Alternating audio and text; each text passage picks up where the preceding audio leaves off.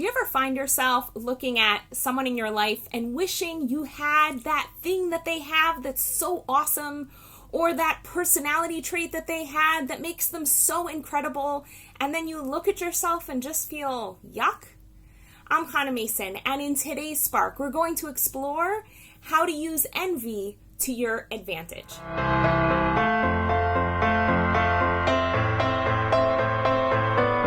I'm going to be really honest here and share with you that I have this one friend who, in my mind, I always deemed as absolutely perfect. And whenever I thought about her, I'd always feel like less than and inadequate because she cooked so much better than me and cooked like 10 times faster than me, and she was able to do so many things and learn so many things and get so much done in a day and be so incredibly sweet with her kids and on and on and on and on. All of these things that I thought about regarding her and feeling inadequate in her presence. And it's only been, like in the last year or two, that I've really taken the time to ask a question that I want to recommend we all ask whenever we find ourselves envious of another person. Because the reality is that all of our challenging qualities, there might not seem so good, but there's good in absolutely everything. So the question is, do you want to just look at yourself as an envious person and know that envy isn't a positive thing and then just say, wow, I totally suck? Or do you want to accept the fact that, you know what, you find yourself envious of different people, and maybe there's a way that you can channel that quality of envy to make your life better and to make you a better human being in general. So that's what I've recently started to do. And over the past couple years, whenever I found myself envious of another person, I ask myself the following question.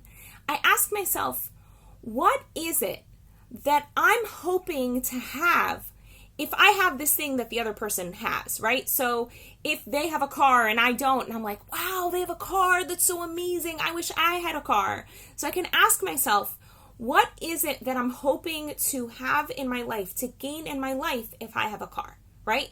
So I could say, well, if I have a car, then I'll have a lot of freedom.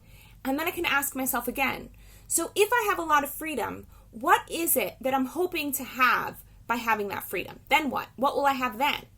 And I could say, wow, well, if I have a lot of freedom, then I'll feel like open and capable of anything. And then I can say, and then what?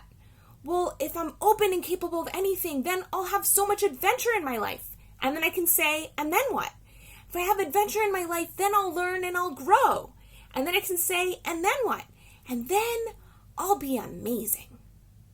Or I'll be happy, or I'll be fulfilled. And we can do this whole process of trying to figure out what is it that we really, really want.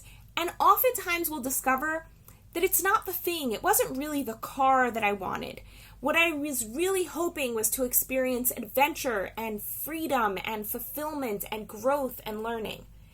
And then I can use a simple tool that comes from NVC, from Nonviolent Communication. I can ask myself, wow, okay, well, I have this need for adventure. This is a basic human need. We all have that. We all experience a desire to experience adventure in our lives. It's part of the human experience. The question is the only way I can fill that need by having a car?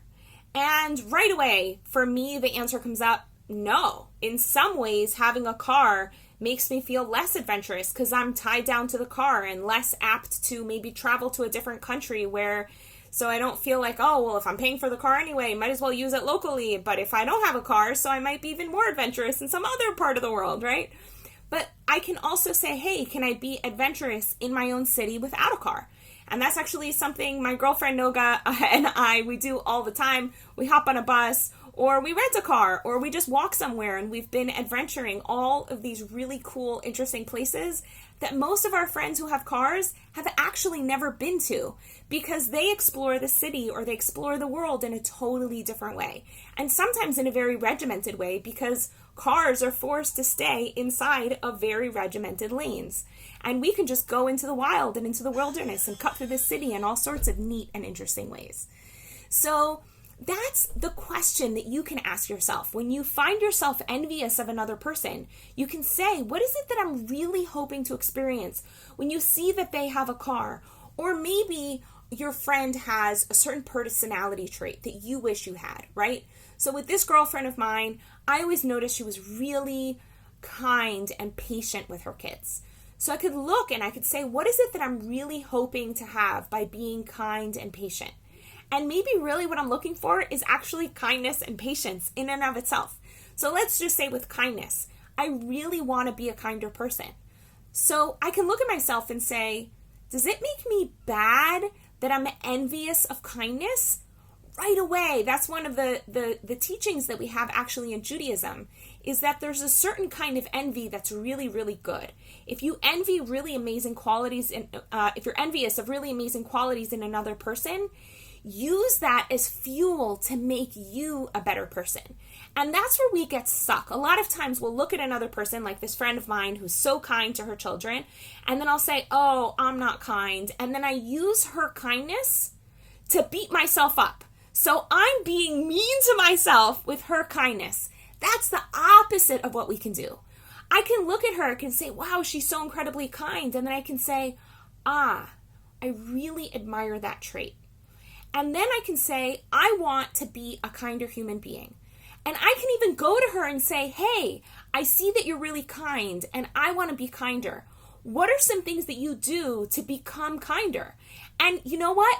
That friend might come out and tell you that actually they used to not be so kind at all. Like I have this one rabbi who I admired for so many years and he's the calmest person I know. And he said he had his anger book on his bookshelf. And I was like, why would you own that? He's like, are you kidding me? I used to be the angriest person in the world. I blew up at everybody and I worked really, really hard at it. And now he's really calm. But I would have just looked at him and been envious of like, man, it sucks that he was born like that and I'm not, and I deal with all this anger and it's so annoying. Whereas I could look to him and say, hey, can you teach me some tools for being less angry in the world?